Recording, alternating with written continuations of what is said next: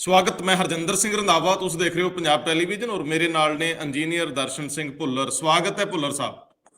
ਸਤਿ ਸ਼੍ਰੀ ਅਕਾਲ ਰੰਧਾਵਾ ਸਾਹਿਬ, ਪੰਜਾਬ ਟੈਲੀਵਿਜ਼ਨ ਦੇ ਸਾਰੇ ਸਰੋਤਿਆਂ ਨੂੰ ਸਤਿ ਸ਼੍ਰੀ ਅਕਾਲ। ਸਤਿ ਸ਼੍ਰੀ ਅਕਾਲ। ਬਿਜਲੀ ਸੰਕਟ ਪੰਜਾਬ ਦੇ ਵਿੱਚ ਫੁੱਟਬਾਲ ਵਾਂਗ ਹੋਇਆ ਪਿਆ। ਸਿਆਸੀ ਪਾਰਟੀਆਂ ਕੋਈ ਇਧਰੋਂ ਕਿੱਕ ਮਾਰਦਾ, ਕੋਈ ਉਧਰੋਂ ਮਾਰਦਾ, ਪਰ ਖਪਤਕਾਰ ਪਰੇਸ਼ਾਨ ਨੇ। ਬਿਜਲੀ ਦੀ ਕਿੱਲਤ ਹੈ ਔਰ ਮਹਿੰਗੀ ਬਿਜਲੀ ਆ। ਕਈ ਸੰਕਟ ਨੇ। ਕੀ ਕੋਈ ਸਰਕਾਰ ਇਸ ਮਸਲੇ ਨੂੰ ਹੱਲ ਵੀ ਕਰੂਗੀ ਜਾਂ ਸਿਰਫ ਇਹਨੂੰ ਇੱਕ ਵੋਟਾਂ ਲੈਣ ਦਾ ਜ਼ਰੀਆ ਮੰਨਿਆ ਜਾਵੇ? ਅੱਜ ਪੰਜਾਬ ਦੇ ਵਿੱਚ ਘੋਰ ਸੰਕਟ ਹੈ ਬਿਜਲੀ ਦਾ। ਇੰਡਸਟਰੀ ਨੂੰ ਲੈ ਕੇ, ਖੇਤੀ ਨੂੰ ਲੈ ਕੇ, ਘਰੇਲੂ ਖਪਤਕਾਰਾਂ ਨੂੰ ਲੈ ਕੇ ਹਾਹਾਕਾਰ ਮੱਚੀ ਪਈ ਆ। ਲੇਕਿਨ ਅਸਲ ਬਿਜਲੀ ਦਾ ਸੰਕਟ ਕੀ ਆ, ਇਹਦੇ ਵੱਲ ਧਿਆਨ ਕੇਂਦਰਿਤ ਕਰਨਾ ਬਣਦਾ ਹੈ। ਬਿਜਲੀ ਦੀਆਂ ਕੰਪਨੀਆਂ ਪੰਜਾਬ ਨੂੰ ਕਿਉਂ ਅਕਸਰ ਅੱਖਾਂ ਵਿਖਾ ਜਾਂਦੀਆਂ? ਹੁਣ ਟਾਟਾ ਵਾਲਿਆਂ ਨੇ ਇਹ ਗੱਲ ਕਹਿਤੀ ਕਿ ਬਿਜਲੀ ਮਹਿੰਗੀ ਦੇਣੀ ਆ, ਖਰੀਦਣੀ ਖਰੀਦੋ, ਨਹੀਂ ਤਾਂ ਸਸਤੀ ਵਾਲੀ ਵੀ ਨਹੀਂ ਦੇਣੀ। ਇਹ ਸਮਝੌਤਿਆਂ ਦੇ ਤਹਿਤ ਸੀਗਾ ਕਿ ਤੁਹਾਨੂੰ ਉਹਨਾਂ ਬਿਜਲੀ ਦੇਣੀ ਸੀ, ਲੇਕਿਨ ਨਹੀਂ ਦੇ ਰਹੇ। ਪੰਜਾਬ ਦੇ ਲੋਕਾਂ ਦਾ ਕਸੂਰ ਕੀ ਆ? ਉਹਨੇ ਜਿਹੜੀਆਂ ਸਰਕਾਰਾਂ ਚੁਣੀਆਂ ਕਿ ਉਹਦੀਆਂ ਤਰਜਮਾਨ ਹੈ ਵੀ ਕਿ ਨਹੀਂ? ਇਹ ਲੜਾਈ ਇੱਕ ਦੂਜੇ ਤੇ ਦੋਸ਼ ਲਾ ਕੇ ਮੁੱਕ ਜਾਂਦੀ ਹੈ, ਪਰ ਪੰਜਾਬ ਦਾ ਸੰਕਟ, ਪੰਜਾਬ ਦੇ ਲੋਕਾਂ ਦੀ ਸਮੱਸਿਆ ਹੱਲ ਨਹੀਂ ਹੁੰਦੀ। ਤਿੰਨ ਪੜਾਵਾਂ 'ਚ ਇਹਦੇ ਤੇ ਗੱਲ ਕਰਾਂਗੇ। ਪਰ ਦਰਸ਼ਨ ਸਿੰਘ ਭੁੱਲਰ ਜੀ ਜਿਹੜੇ ਇੰਜੀਨੀਅਰ ਨੇ, ਬਹੁਤ ਨੇੜਿਓਂ ਜੁੜੇ ਰਹੇ ਨੇ ਇਸ ਸ਼ੋਬੇ ਨਾਲ, ਔਰ ਜਦੋਂ ਪੰਜਾਬ ਰਾਜ ਬਿਜਲੀ ਬੋਰਡ ਸੀ ਉਹਦੇ 'ਚ ਅਹਿਮ ਅਹੁਦੇ ਤੇ ਸੀ। ਸਰ, ਸਵਾਲ ਸਿਰਫ ਇੰਨਾ ਹੈ ਕਿ ਸਭ ਤੋਂ ਪਹਿਲਾਂ ਬਿਜਲੀ ਸੰਕਟ ਕੀ ਹੈ, ਦੂਜੇ ਬੰਨੇ ਪੰਜਾਬ ਦੇ ਲੋਕਾਂ ਨੂੰ ਕਦੇ ਪੂਰੀ ਔਰ ਸਸਤੀ ਬਿਜਲੀ, ਕਿਫਾਇਤੀ ਬਿਜਲੀ ਮਿਲੂਗੀ ਵੀ ਕਿ ਨਹੀਂ? ਕਿਉਂਕਿ ਹਰ ਵਾਰੀ ਕੋਈ 200, ਕੋਈ 300, ਕੋਈ 400 ਯੂਨਿਟ ਮਾਫ ਕਰਨ ਦੀ ਗੱਲ ਕਰਦਾ। ਕੋਈ ਨਹੀਂ ਕਹਿੰਦਾ ਕਿ ਅਸੀਂ ਤੁਹਾਨੂੰ ਬਿਜਲੀ ਮੁਨਾਸਬ ਤਰੀਕੇ ਨਾਲ ਦੇਵਾਂਗੇ। ਔਰ ਇੱਕ ਹੋਰ ਗੱਲ ਕਿ ਜਿਹੜੇ ਬਿਜਲੀ ਸਮਝੌਤਿਆਂ ਦੀ ਗੱਲ ਹੋ ਰਹੀ ਆ, ਕਦੇ ਰੱਦ ਹੋ ਵੀ ਸਕਣਗੇ ਜਾਂ ਉਹ ਰੀਵਿਜ਼ਿਟ ਕਰਕੇ, ਨੈਗੋਸ਼ੀਏਟ ਕਰਕੇ ਪੰਜਾਬ ਦੇ ਲੋਕਾਂ ਨੂੰ ਠੀਕ ਰੇਟ ਤੇ ਬਿਜਲੀ ਦੇਣ ਲਈ ਕੰਪਨੀਆਂ ਨੂੰ ਮਨਾਇਆ ਵੀ ਜਾ ਸਕਦਾ। ਕਿਸੇ 'ਚ ਇੰਨੀ ਸਿਆਸੀ ਇੱਛਾ ਸ਼ਕਤੀ ਹੈ ਵੀ ਕਿ ਨਹੀਂ? ਸਭ ਤੋਂ ਪਹਿਲਾਂ ਇਸ ਸਵਾਲ ਤੋਂ ਚੱਲਦੇ ਆ ਕਿ ਪੰਜਾਬ ਦਾ ਬਿਜਲੀ ਸੰਕਟ ਹੈ ਕੀ? ਬਿਜਲੀ ਕੰਪਨੀਆਂ ਅੱਖਾਂ ਕਿਉਂ ਵਿਖਾ ਰਹੀਆਂ? ਕੀ ਸਿਆਸੀ ਘਾਲੇ ਮਾਲੇ ਵੀ ਹੋਏ ਨੇ ਜਾਂ ਇਹ ਲੋਕ ਪਾਵਰ ਦੇ ਵਿੱਚ ਰਹਿੰਦਿਆਂ ਵੀ ਪਾਵਰ ਦੇ ਨਜ਼ਰੀਏ ਤੋਂ ਸਿਫਰ ਹੋ ਗਏ? ਬਿਲਕੁਲ ਸਰ, ਜਿਹੜੀ ਪਹਿਲੀ ਗੱਲ ਆਪਾਂ ਕਰਦੇ ਹਾਂ ਕਿ ਬਿਜਲੀ ਸੰਕਟ ਹੈ ਕੀ, ਇਹ ਤੁਹਾਨੂੰ ਯਾਦ ਹੋਣਾ ਪੈਡੀ ਸੀਜ਼ਨ ਦੇ ਸ਼ੁਰੂ ਵਿੱਚ ਵੀ ਸੰਕਟ ਆਇਆ ਸੀਗਾ। ਉਦੋਂ ਸੰਕਟ ਕੁਝ ਹੋਰ ਸੀ, ਹੁਣ ਹੋਰ ਆ, ਪਰ ਦੋਨਾਂ ਦਾ ਕਾਰਨ ਇੱਕੋ ਆ ਕਿ ਮੈਨੇਜਮੈਂਟ ਦੀ ਬਜਾਏ ਮਿਸਮੈਨੇਜਮੈਂਟ ਹੋ ਰਹੀ ਹੈ ਜੀ। ਬਿਜਲੀ ਦੀ ਕਮੀ ਪੰਜਾਬ 'ਚ ਕਈ ਹੈ ਨਹੀਂ, ਸਰਪਲਸ ਬਿਜਲੀ ਹੈਗੀ ਹੈ, ਕੋਈ ਸ਼ੱਕ ਨਹੀਂ ਇਹਦੇ ਵਿੱਚ। ਸਿਰਫ 3 ਮਹੀਨੇ 4 ਮਹੀਨੇ ਪੈਡੀ ਸੀਜ਼ਨ ਦੇ ਵਿੱਚ ਸਾਨੂੰ ਥੋੜ੍ਹਾ ਜਿਹਾ ਧਿਆਨ ਰੱਖ ਕੇ ਮੈਨੇਜ ਕਰਨਾ ਪੈਂਦਾ। ਅਦਰਵਾਈਜ਼ ਬਾਕੀ ਜਿਹੜੇ 8 ਮਹੀਨੇ ਉਹਨਾਂ ਦੇ ਵਿੱਚ ਸਾਡੇ ਕੋਲ ਇੰਸਟਾਲਡ ਕਪੈਸਿਟੀ 14,000 ਲਗਭਗ ਮੈਗਾਵਾਟ ਹੈਗੀ ਆ, ਔਰ ਸਾਡੀ ਡਿਮਾਂਡ ਹੁੰਦੀ ਹੈ 7-8 ਹਜ਼ਾਰ ਦੇ ਕਰੀਬ। ਔਰ ਜਿੱਥੋਂ ਤੱਕ ਹੁਣ ਵਰਤਮਾਨ ਸੰਕਟ ਆ ਜਿਹੜਾ, ਇਹਦਾ ਸੰਬੰਧ ਆ ਜੀ, ਇਹਦੇ ਵਿੱਚ ਦੇਖੋ, ਇੱਕ ਤਾਂ ਹੁਣ ਪਹਿਲੇ ਨੰਬਰ 'ਤੇ ਤਾਂ ਸਾਨੂੰ ਹੁਣ ਬਿਲਕੁਲ ਜਿਹੜੀ ਬਿਜਲੀ ਦੀ ਡਿਮਾਂਡ ਆ 13-14 ਹਜ਼ਾਰ ਤੋਂ ਘੱਟ ਕੇ ਇਹ ਸਤੰਬਰ ਐਂਡ ਤਾਂ ਅਕਤੂਬਰ ਦੇ ਵਿੱਚ ਸਾਡੇ ਕੋਲੇ 8,000 ਦੇ ਨੇੜੇ, 9,000 ਦੇ ਨੇੜੇ ਰਹਿ ਗਈ ਸੀਗੀ ਤੇ ਰਹਿ ਵੀ ਜਾਂਦੀ, ਆਏ ਸਾਲ ਹੀ ਰਹਿ ਜਾਂਦੀ, ਕੋਈ ਨਵੀਂ ਚੀਜ਼ ਨਹੀਂ ਹੈਗੀ ਇਹ। ਤੇ ਸਮੱਸਿਆ ਹੈਗੀ ਆ ਮੇਨ ਅੱਜ ਕੱਲ੍ਹ ਕੋਲ ਦੀ ਜੀ। ਕੋਲ ਦੀ ਸ਼ਾਰਟੇਜ ਕਹੀ ਜਾ ਰਹੀ ਆ ਕਿ ਕੋਲਾ, ਕੋਈ ਕਹਿ ਰਿਹਾ ਕਿ ਕੋਲਾ ਬਾਹਰੋਂ ਆਉਣੋਂ ਹਟ ਗਿਆ, ਬਾਹਰੋਂ ਕੀਮਤਾਂ ਵੱਧ ਗਈਆਂ। ਪਰ ਜਿੱਥੋਂ ਤੱਕ ਮੈਂ ਸਮਝਦਾ ਹੈਗਾ, ਇਹ ਸਾਡੇ, ਜੇ ਆਪਾਂ ਪੰਜਾਬ ਦੀ ਇਕੱਲੇ ਦੀ ਗੱਲ ਕਰੀਏ ਜੀ, ਇਹ ਮਿਸਮੈਨੇਜਮੈਂਟ ਹੈਗੀ ਆ। ਕਿਉਂਕਿ ਜਿਹੜਾ ਜਦੋਂ ਪੈਡੀ ਸੀਜ਼ਨ ਸ਼ੁਰੂ ਹੁੰਦਾ ਜੂਨ ਦੇ ਵਿੱਚ, ਉਦੋਂ ਜਿਹੜੇ ਵੀ ਸਿਆਣੇ ਪ੍ਰਬੰਧਕ ਹੁੰਦੇ ਨੇਗੇ, ਉਹ ਜਨਵਰੀ ਤੋਂ ਲੈ ਕੇ, ਕਿਉਂਕਿ ਮਾਰਚ ਅਪ੍ਰੈਲ ਤੱਕ ਸਾਡੇ ਕੋਲੇ ਡਿਮਾਂਡ ਬਹੁਤ ਘੱਟ ਹੁੰਦੀ ਆ, ਉਦੋਂ ਕੋਲੇ ਦਾ ਸਟਾਕ ਜਮ੍ਹਾਂ ਕਰ ਲੈਂਦੇ ਨੇਗੇ ਤਾਂ ਕਿ ਪੈਡੀ ਸੀਜ਼ਨ 'ਚ ਜਦੋਂ ਸਾਡੀ ਡਿਮਾਂਡ ਸ਼ੂਟ ਕਰਨੀ ਆ 13-14 ਹਜ਼ਾਰ ਮੈਗਾਵਾਟ, ਉਦੋਂ ਵਰਤ ਸਕੀਏ। ਤੇ ਨਾਲ ਦੀ ਨਾਲ ਜੇ ਕੋਈ ਜਿਹੜਾ ਮੌਨਸੂਨ ਸੈਸ਼ਨ ਹੈਗਾ, ਸੀਜ਼ਨ ਹੁੰਦਾ ਗਾ, ਜੇ ਉਹਦੇ ਵਿੱਚ ਕੋਲੇ ਦੀਆਂ ਖਾਣਾਂ ਤੇ ਥੋੜ੍ਹੀ ਬਹੁਤੀ ਕੋਈ ਕਮੀ ਵੀ ਆਉਂਦੀ ਆ ਸਾਡੇ ਕੋਲੇ, ਤਾਂ ਕਿ ਉਹ ਕਮੀ ਸਾਨੂੰ ਮਹਿਸੂਸ ਨਾ ਹੋਵੇ, ਔਰ ਮੌਨਸੂਨ ਉਸ ਵੇਲੇ ਸਾਨੂੰ ਹੈਲਪ ਵੀ ਕਰ ਦਿੰਦਾ ਹੁੰਦਾ ਗਾ। ਸੋ ਇਸ ਕਰਕੇ ਇਹਨਾਂ ਨੇ ਪ੍ਰੋਪਰ, ਜੇ ਆਪਾਂ ਨਿਗਾਹ ਮਾਰੀਏ, ਜੂਨ 19 ਦੇ ਵਿੱਚ ਸਾਡੇ ਸਰਕਾਰੀ ਥਰਮਲਾਂ ਕੋਲੇ ਤਕਰੀਬਨ 45 ਤੋਂ ਲੈ ਕੇ 50 ਦਿਨਾਂ ਦਾ ਕੋਲਾ ਸੀਗਾ। ਜਿਹੜੇ CEA ਦੇ ਨਾਰਮਲਸ ਨੇ ਜੀ, ਉਹਦੇ ਮੁਤਾਬਕ ਜਿਹੜੇ ਪਲਾਂਟ 1000 ਕਿਲੋਮੀਟਰ ਤੋਂ ਦੂਰ ਨੇ ਕੋਲੇ ਦੀ ਖਾਣ ਤੋਂ, ਉਹਨਾਂ ਨੇ ਘੱਟੋ ਘੱਟ 30 ਦਿਨਾਂ ਦਾ ਕੋਲਾ ਬਰਕਰਾਰ ਰੱਖਣਾ ਹੁੰਦਾ, ਸਟਾਕ ਦੇ ਵਿੱਚ ਰੱਖਣਾ ਹੁੰਦਾ ਗਾ। ਸੋ ਜੂਨ 19 ਦੇ ਵਿੱਚ ਅਸੀਂ ਰੱਖਿਆ ਸੀ 45 ਦਿਨਾਂ ਦਾ, ਫਿਰ 20 ਦੇ ਵਿੱਚ ਸਾਡੇ ਕੋਲੇ ਲਗਭਗ 30 ਦਿਨਾਂ ਦਾ ਸੀ। ਪਰ ਇਸ ਵਾਰੀ ਜੂਨ 21 ਦੇ ਵਿੱਚ ਜਿਹੜਾ ਕੋਲੇ ਦਾ ਸਟਾਕ ਸੀ, ਉਹ ਸਾਰਾ 20-22 ਦਿਨਾਂ ਦਾ ਸੀ, ਤਕਰੀਬਨ ਅੱਧਾ ਰਹਿ ਗਿਆ ਜੀ। ਅੱਧਾ ਰਹਿਣ ਕਰਕੇ ਕਿ ਜਿਹੜਾ ਹੁਣ ਸੀਜ਼ਨ ਕਮੀ ਕਿਉਂ ਆਈ ਹੈ ਜੀ, ਕਿਉਂਕਿ ਬਾਕੀ 28 ਅਗਸਤ ਨੂੰ ਬਾਕੀ ਜਿਹੜੇ ਪਲਾਂਟ ਸੀਗੇ ਤਕਰੀਬਨ ਇੰਡੀਆ ਦੇ, ਉਹਨਾਂ ਤੇ ਕੋਲਾ ਸੀ ਜਿਹੜਾ ਉਹ 2-2.5 ਦਿਨ ਦਾ ਰਹਿ ਗਿਆ। ਉਸ ਤੋਂ ਬਾਅਦ ਸਰਕਾਰ ਨੇ ਕੀ ਕੀਤਾ ਕਿ ਜਿਹੜਾ ਕੋਲਾ 10 ਦਿਨਾਂ ਤੋਂ ਵੱਧਾ ਪਲਾਂਟਾਂ ਕੋਲੇ, ਉਹਨਾਂ ਨੂੰ ਕੋਲਾ ਦੇਣਾ ਬੰਦ ਕਰ ਦਿਓ। ਤੇ ਸਾਡੇ ਕੋਲੇ ਉਸ ਵੇਲੇ 28 ਅਗਸਤ ਨੂੰ 14 ਦਿਨ ਦਾ ਕੋਲਾ ਸੀਗਾ, ਤੇ ਉਹ ਘਟ ਕੇ ਸਾਡੇ ਕੋਲੇ ਫਿਰ 7 ਦਿਨਾਂ ਦਾ ਰਹਿ ਗਿਆ। ਤੇ ਉਸ ਤੋਂ ਬਾਅਦ ਹੁਣ ਵਾਲੀ ਪੋਜੀਸ਼ਨ ਜਿਹੜੀ ਆ ਗਈ ਆ 1 ਜਾਂ 1.5 ਹਫ਼ਤੇ ਦਿਨ ਤੇ ਰਹਿ ਗਈ ਹੈ ਜੀ। ਸੋ ਜੇਕਰ ਟਾਈਮ ਸਿਰ ਕੋਲਾ ਜਿਹੜਾ ਹੁੰਦਾ ਸੀਗਾ ਸਟਾਕ ਕੀਤਾ ਜਾਂਦਾ ਤਾਂ ਇਹ ਨੌਬਤ ਆਉਣੀ ਨਹੀਂ ਸੀ ਜੀ। ਦੂਸਰੇ ਨੰਬਰ ਤੇ ਜਿਹੜੀ ਇਹ ਤਾਂ ਹੋ ਗਈ ਸਟੇਟ ਗਵਰਨਮੈਂਟ ਦੇ ਜਾਂ ਅੱਛਾ, ਇਹਦੇ ਚ ਇੱਕ ਚੀਜ਼ ਭੁੱਲਰ ਸਾਹਿਬ, ਇੱਕ ਚੀਜ਼ ਕਲੀਅਰ ਕਰਦੇ ਚੱਲੀਏ। ਸਭ ਤੋਂ ਪਹਿਲੀ ਗੱਲ, ਮਿਸਮੈਨੇਜਮੈਂਟ ਕਿਸ ਪੱਧਰ ਤੇ ਹੁੰਦੀ ਆ ਪਿਛਲਾ ਇੱਕ ਚਲਨ ਜਿਹਾ ਬਣ ਗਿਆ ਕਿ ਬਿਜਲੀ ਮੰਤਰਾਲਾ ਮੁੱਖ ਮੰਤਰੀ ਆਪਣੇ ਕੋਲ ਰੱਖ ਲੈਂਦੇ, ਔਰ ਸ਼ਾਇਦ ਹੁਣ ਬਿਜਲੀ ਮੰਤਰਾਲਾ ਵਧੀਆ ਮੰਤਰਾਲਾ ਮੰਨਿਆ ਜਾਂਦਾ ਕਿਉਂਕਿ ਇਹਦੇ ਚ 20-30 ਹਜ਼ਾਰ ਕਰੋੜ ਦੇ ਇਹ ਪਾਵਰ ਜਿਹੜੇ ਪਲਾਂਟ ਹੈਗੇ ਆ, ਤੇ ਇਹਨਾਂ ਦੇ ਪ੍ਰਬੰਧਕ ਤੇ ਮਾਲਕ ਵੀ ਤਗੜੇ ਆ। ਗੱਲ ਇਹ ਨਹੀਂ ਹੁੰਦੀ ਕਿ ਕੋਈ ਮਹਿਕਮਾ ਕਿਵੇਂ ਦਾ। ਮੈਂ ਪੁੱਛਦਾ ਹੈ ਕਿ ਮਿਸਮੈਨੇਜਮੈਂਟ ਪ੍ਰਬੰਧਕੀ ਪੱਧਰ ਤੇ, ਜਿਵੇਂ ਅੱਜ ਕੱਲ IAS ਅਫੀਸਰ ਲਾਏ ਹੋਏ ਆ ਉਹਦੇ CMD ਜਾਂ ਕੁਝ ਵੀ, ਔਰ ਬਾਕੀ ਜਿਹੜੇ ਉਸ ਤੋਂ 3-4 ਥੱਲੇ ਦੀਆਂ ਪੋਸਟਾਂ ਜਿਨ੍ਹਾਂ ਨੇ ਪ੍ਰਬੰਧ ਕਰਨੇ ਆ, ਜਿਹੜੇ ਪ੍ਰਬੰਧਕੀ ਮੈਂਬਰਾਂ ਤੋਂ ਲੈ ਕੇ, ਔਰ ਮੈਨੂੰ ਇਹ ਸਮਝਾਇਓ ਕਿਸ ਪੱਧਰ ਤੇ ਗਲਤੀ ਹੋ ਰਹੀ ਆ। ਕੀ ਸਮੀਖਿਆ ਦੀਆਂ ਮੀਟਿੰਗਸ ਨਹੀਂ ਹੁੰਦੀਆਂ, ਮੁੱਖ ਮੰਤਰੀਆਂ ਕੋਲ ਸਮਾਂ ਨਹੀਂ ਹੁੰਦਾ, ਲਾਏ ਗਏ ਲੋਕ ਨਾ ਅਹਿਲ ਨੇ ਜਾਂ ਜਾਣਬੁੱਝ ਕੇ ਅੱਖਾਂ ਮੀਟ ਛੱਡਦੇ ਆ? ਇਹ ਸੰਕਟ ਪੈਦਾ ਹੋਣ ਨਾਲ ਫਾਇਦਾ ਕਿਹਨੂੰ ਹੁੰਦਾ ਹੈ? ਕੀ ਕੋਈ ਸਾਜ਼ਿਸ਼ ਤਾਂ ਨਹੀਂ ਕਿ ਇਸ ਤਰ੍ਹਾਂ ਦੀਆਂ ਗੱਲਾਂ ਕਰਕੇ ਤੇ ਕੋਈ ਵਿੱਚੋਂ ਚੋਰ ਮੋਰੀ ਥਣੀ ਕੁਝ ਕੱਢਿਆ ਜਾ ਰਿਹਾ ਜੀ? ਕੀ ਕਹਿੰਦੇ ਹੋ ਸਰ? ਦੇਖੋ, ਮੋਨੀਟਰਿੰਗ ਜਿਹੜੀ ਬੇਸਿਕ ਕਰਨੀ ਹੁੰਦੀ ਆ ਉਹ ਤਾਂ PSPS ਲੈਵਲ ਤੇ ਜਾਂ ਕੋਈ CMD ਲੈਵਲ ਤੇ ਹੀ ਹੁੰਦੀ ਹੈਗੀ ਹਾਂਜੀ, ਮੋਟੇ ਤੌਰ ਤੇ। ਕਿਉਂਕਿ ਡਿਸੀਜਨ ਜੇ ਕੋਲੇ ਦੇ ਘੱਟ ਨੂੰ ਉਹਨੂੰ ਪੂਰਾ ਕਰਨ ਵਾਸਤੇ ਲਿਆਉਣਾ ਵੀ ਆ ਤਾਂ ਵੀ CMD ਨੇ ਹੀ ਆਦੇਸ਼ ਕਰਨੇ ਹੈਗੇ।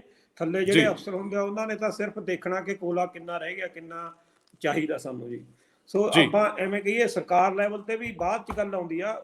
ਜੇ ਇਹ ਸਰਕਾਰ CM ਨੇ ਮਸਲਾ ਹੱਲ ਕਰਨਾ ਤਾਂ ਫਿਰ ਮੈਨੇਜਮੈਂਟ ਕਾਹਦੇ ਵਾਸਤੇ ਬੈਠੀ? ਉਹਨਾਂ ਨੇ ਫਿਰ ਮੈਨੇਜਮੈਂਟ ਕਿਉਂ ਰੱਖੀ ਹੈ ਜੀ? ਸਭ ਤੋਂ ਪਹਿਲਾਂ ਫਰਜ਼ ਬਣਦਾ ਮੈਨੇਜਮੈਂਟ ਦਾ। ਜੇ ਉਹਨਾਂ ਨੂੰ ਨਹੀਂ ਕੋਈ ਤੁਕ ਮਿਲ ਰਿਹਾ ਫਿਰ ਜਾ ਕੇ CM ਜਾਂ ਅਗਲੇ ਲੈਵਲ ਤੇ ਗੱਲ ਆਉਂਦੀ ਹੈਗੀ ਆ। ਤੇ ਉਹੀ ਮੈਂ ਤੁਹਾਨੂੰ ਪਹਿਲਾਂ ਦੱਸ ਰਿਹਾ ਸੀ ਕਿ ਇਹ PSPCL ਪੱਧਰ ਤੇ CMD ਲੈਵਲ ਤੇ ਕਹਿ ਲਓ, ਜਿਹੜਾ ਪਹਿਲਾਂ ਰਵਾਇਤ ਸੀਗੀ ਤੇ ਕਿ 40 ਦਿਨ ਦਾ 45 ਦਿਨ ਦਾ ਕੋਲਾ ਰੱਖਣਾ, ਉਹਨੂੰ 23 ਦਿਨ ਦਾ ਰੱਖਿਆ ਗਿਆ। ਕਿਸੇ ਮੁੱਖ ਮੰਤਰੀ ਨੇ ਜਾਂ ਕਿਸੇ ਹੋਰ ਮੰਤਰੀ ਨੇ ਤਾਂ ਨਹੀਂ ਕਿਹਾ ਹੈਗਾ ਕਿ ਇਹਨੂੰ ਘੱਟ ਰੱਖੋ ਜੀ, ਠੀਕ ਆ।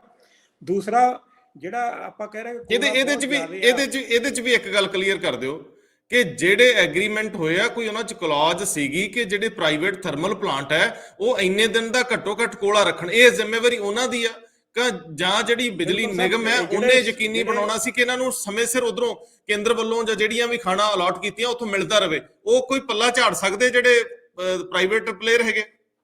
ਨਹੀਂ, ਬਿਲਕੁਲ ਜੀ। ਪ੍ਰਾਈਵੇਟ ਜੇ ਆਪਾਂ ਗੱਲ ਕਰ ਰਹੇ ਹਾਂ ਜਦੋਂ ਸਟਾਕ ਦੀ ਨਾ ਜੀ, ਮਿਨੀਮਮ ਉਹ ਪ੍ਰਾਈਵੇਟ ਪਲੇਅਰ ਨੇ ਵੀ ਐਜ਼ ਪਰ ਜਿਹੜੀ ਗਵਰਨਮੈਂਟ ਦੀਆਂ ਇੰਸਟਰਕਸ਼ਨ ਹੈਗੀਆਂ ਨੇ ਕਿ 1000 ਕਿਲੋਮੀਟਰ ਤੋਂ ਦੂਰ ਵਾਲੇ ਪਲਾਂਟ 30 ਦਿਨ ਦਾ ਸਟਾਕ ਰੱਖਣਾ, ਉਹ ਪ੍ਰਾਈਵੇਟ ਤੇ ਵੀ ਲਾਗੂ ਹੁੰਦੀ ਆ, ਗਵਰਨਮੈਂਟ ਤੇ ਵੀ ਲਾਗੂ ਹੁੰਦੀ ਆ। ਔਰ ਆਪਾਂ ਨੂੰ ਇਹ ਪਤਾ ਕਿ ਤੁਸੀਂ ਹੈਰਾਨ ਹੋਵੋਗੇ ਕਿ ਜਿਹੜਾ ਕੋਲਾ ਜੇ ਫਰਜ਼ ਕਰ ਇੱਕ ਪਲਾਂਟ ਲੈ ਲਿਆ ਕਿ ਤਲਵੰਡੀ ਸਾਹਿਬ, ਉਹਨੇ ਜੇ ਮਹੀਨੇ ਦਾ ਰੱਖਣਾ ਹੈਗਾ ਤਾਂ ਉਹਨੂੰ 300 ਕਰੋੜ ਰੁਪਇਆ ਲਗਭਗ ਖਰਚ ਕਰਕੇ ਰੱਖਣਾ ਪੈਣਾ, ਸਾਂਭ ਕੇ ਰੱਖਣਾ ਪੈਣਾ ਜੀ, ਆਪਾਂ ਇਹ ਕਹੀਏ। ਤੇ ਉਹਨੂੰ ਮੋਨੀਟਰਿੰਗ ਜਿਹੜੀ, ਕਿਉਂਕਿ ਪ੍ਰਾਈਵੇਟ ਨੂੰ ਕੋਈ ਇਸ ਗੱਲ ਨਾਲ ਮਤਲਬ ਨਹੀਂ ਹੁੰਦਾ। ਅੱਜ ਕੱਲ੍ਹ ਸਮਝੌਤਾ ਤਾਂ ਇਹੋ ਜਿਹਾ ਖੜੇ ਪਲਾਂਟ ਦੀ ਮਿਲ ਜਾਂਦੇ ਆ, ਚੱਲਣ ਦੇ ਤਾਂ ਮਿਲ ਨਹੀਂ ਮਿਲਣਾ।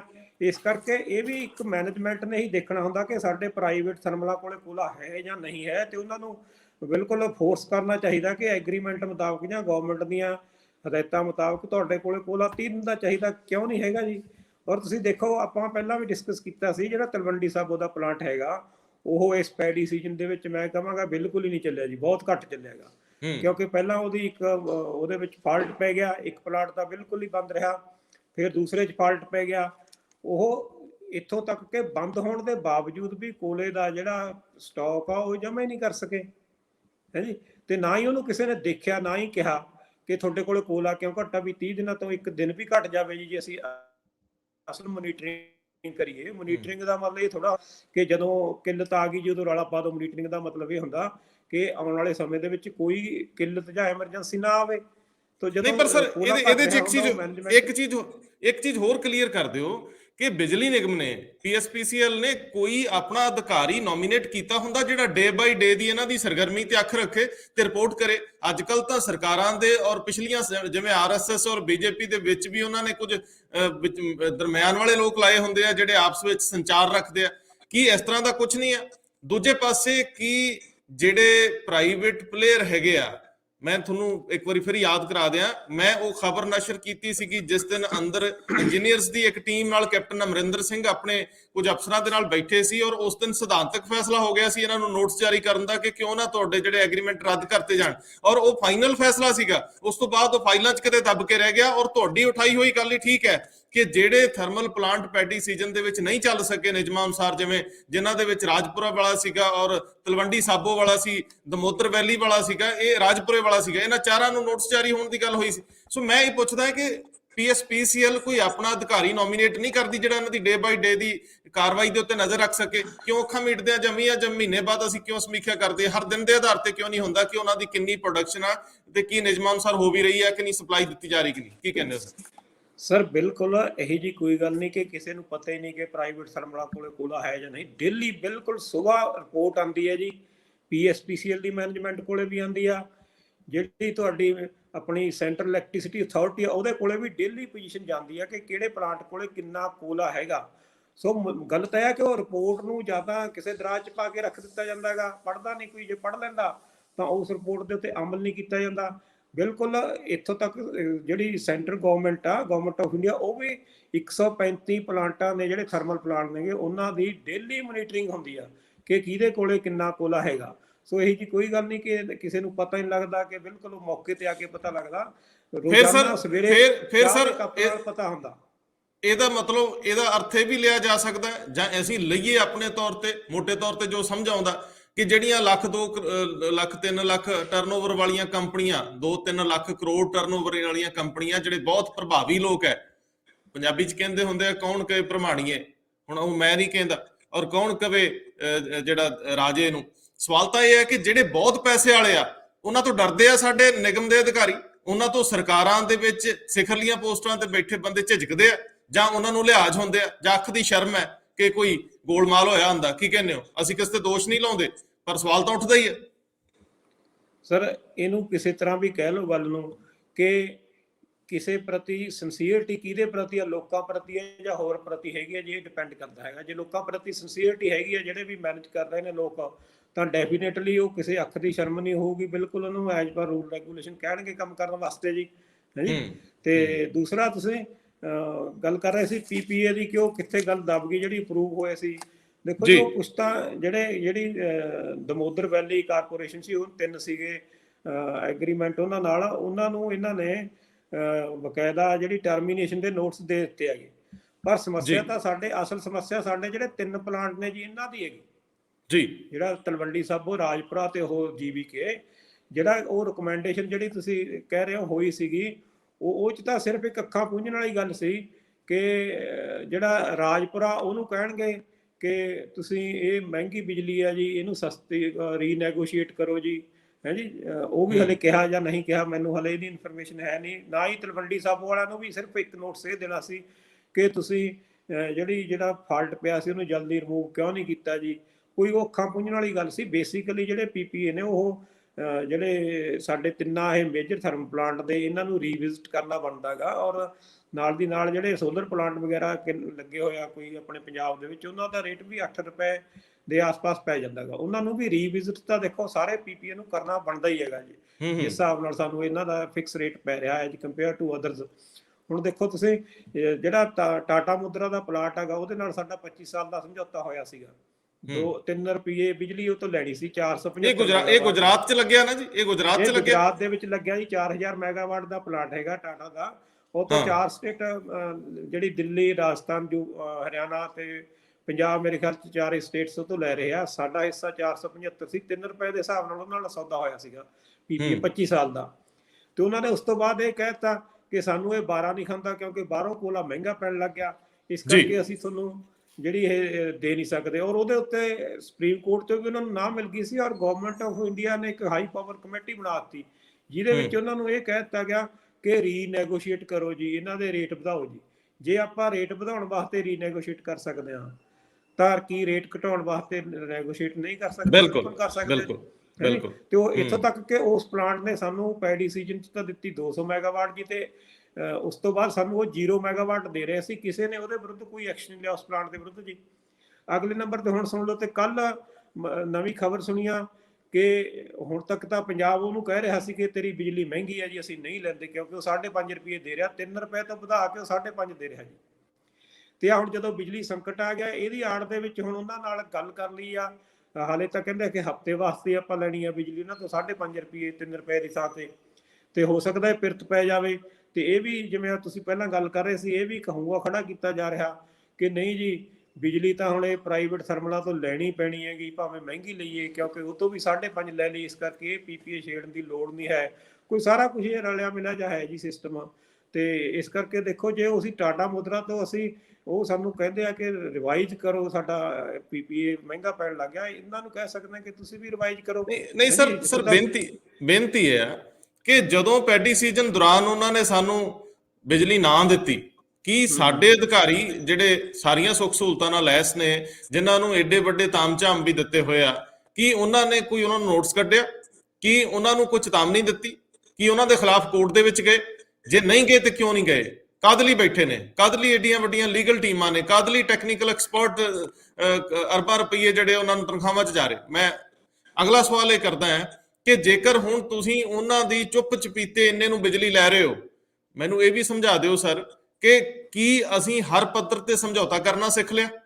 ਕੀ ਅਸੀਂ ਖਪਤਕਾਰ ਦੇ ਉੱਤੇ ਬੋਝ ਪਾ ਕੇ ਇਹ ਸਾਬਤ ਕਰ ਦੇਣਾ ਚਾਹੁੰਦੇ ਆ ਕਿ ਸਬਰ ਦਾ ਘੁੱਟ ਭਰ ਲੈ ਤੋਂ ਬਿਨਾਂ ਕੋਈ ਗੁਜ਼ਾਰਾ ਨਹੀਂ? ਹੁਣ ਮੈਂ ਆਖਰੀ ਸਵਾਲ ਤੇ ਆਉਣਾ ਚਾਹੂੰਗਾ, ਮੈਨੂੰ ਇਹ ਦੱਸਿਓ ਕਿ ਜੇ 8000 ਮੈਗਾਵਾਟ ਸਿਰਫ ਲੋਡ ਸੀ, ਜੇ 8000 ਮੈਗਾਵਾਟ ਸਿਰਫ ਲੋਡ ਸੀ ਤੇ ਅਸੀਂ ਕੀ ਪੂਰੀ ਨਹੀਂ ਸੀ ਕਰ ਸਕਦੇ?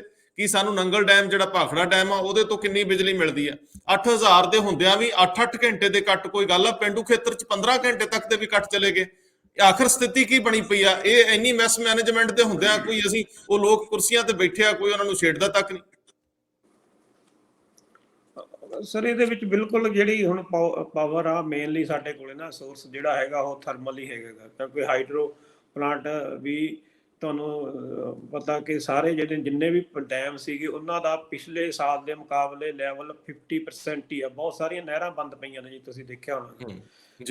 ਕਿਸਾਨਾਂ ਨੂੰ ਨਾ ਤਾਂ ਬਿਜਲੀ ਵਾਲੇ ਪਾਸੇ ਪਾਣੀ ਲਾਉਣ ਨੂੰ ਮਿਲ ਰਿਹਾ, ਨਾ ਨਹਿਰਾਂ ਵਾਲੇ ਪਾਸੇ ਮਿਲ ਰਿਹਾ ਹੈਗਾ। ਸੋ ਹਾਈਡਰੋ ਵੀ ਸਾਡੀ ਕੋਈ ਬਹੁਤੀ ਮਤਲਬ ਕਿ ਇਹ ਵੀ ਰੱਬ ਤੇ ਹੀ ਡਿਪੈਂਡ ਕਰਦਾ ਹੁੰਦਾ, ਮੌਨਸੂਨ ਤੇ ਡਿਪੈਂਡ ਕਰਦਾ ਹੁੰਦਾ। ਰਿਲਾਇਬਲ ਤਾਂ ਸਾਡਾ ਕੋਲੇ ਥਰਮਲ ਸੀ ਇਸ ਵੇਲੇ ਜੀ, ਜਿਹਦੇ ਵਾਸਤੇ ਕੋਲਾ ਜਿਵੇਂ ਆਪਾਂ ਪਹਿਲਾਂ ਗੱਲ ਕੀਤੀ ਮੈਨੇਜ ਕਰਕੇ ਰੱਖਣਾ ਬਣਦਾ ਸੀਗਾ। ਔਰ ਐਡੀ ਪੰਜਾਬ ਵਾਸਤੇ ਐਡਾ ਸੰਕਟ ਖੜਾ ਹੋਣ ਵਾਲੀ ਗੱਲ ਹੀ ਨਹੀਂ ਸੀ ਜੇ ਕਿ ਕੋਲਾ ਟਾਈਮ ਸਿਰ ਇਹਨਾਂ ਨੇ ਕਰ ਲਿਆ ਹੁੰਦਾ। ਉਹਦੇ ਵਿੱਚ ਇੱਕ ਸਮੱਸਿਆ ਹੋਰ ਆ, ਉਹੀ ਕਿ ਕੋਈ ਜ਼ਿੰਮੇਵਾਰੀ ਜਾਂ ਕੋਈ ਸਿੰਸੀਅਰਟੀ ਨਾਲ ਕੰਮ ਹੀ ਨਹੀਂ ਕਰ ਰਿਹਾ। ਕਿ ਇੱਕ ਇਹ ਬੜੀ ਗਲਤ ਧਾਰਨਾ ਹੈਗੀ ਆ ਕਿ CEA ਕਹਿੰਦੀ ਆ ਕਿ ਘੱਟੋ ਘੱਟ 30 ਦਿਨ ਦਾ ਰੱਖਣਾ ਹੈਗਾ ਸਟਾਕ ਜੀ ਕੋਲੇ ਦਾ, ਤੇ ਜਦੋਂ ਉਹ 20, 22, 23 ਦਿਨ ਦਾ ਹੋ ਜਾਂਦਾ ਤਾਂ ਕਹਿੰਦੇ ਜੀ ਬਹੁਤ ਹੋ ਗਿਆ, 30 ਦਿਨਾਂ ਦਾ ਹੀ ਰੱਖਣਾ ਆਪਾਂ ਨੇ, ਹੈ ਜੀ। ਤੇ ਉਹਦੇ ਵਿੱਚ ਜਿਹੜੀ ਇੱਕ ਹੋਰ ਵੀ ਕਿਫਾਇਤੀ ਜਿਹੜੀ ਆਪਾਂ ਆਮ ਹੀ ਅੱਜ ਕੱਲ੍ਹ ਸਰਕਾਰਾਂ ਤੇ ਚੱਲੀ ਆ ਕਿ ਸਰਕਾਰ ਨੌਕਰੀਆਂ ਦੇਣ ਵੇਲੇ ਵੀ ਕਹਿੰਦੀ ਆ ਮੁੱਢਲੀ ਤਨਖਾਹ ਤੇ ਰੱਖਾਂਗੇ ਜੀ, ਠੇਕੇਦਾਰੀ ਤੇ ਰੱਖਾਂਗੇ, ਕਿ ਪੈਸਾ ਘਟਾਓ, ਖਰਚਾ ਘਟਾਓ।